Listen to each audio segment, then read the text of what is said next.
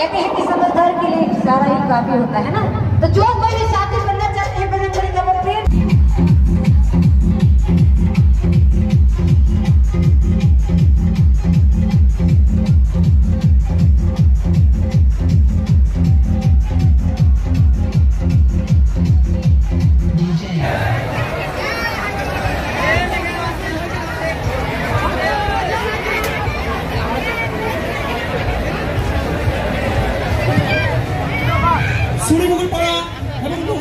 মহাবীর মন্দির উন্নয়ন সমিতির পক্ষ থেকে সকল সিংহীবাসীকে জানাই মহারাম নবমীর প্রীতি শুভেচ্ছা ও আন্তরিক অভিনন্দন।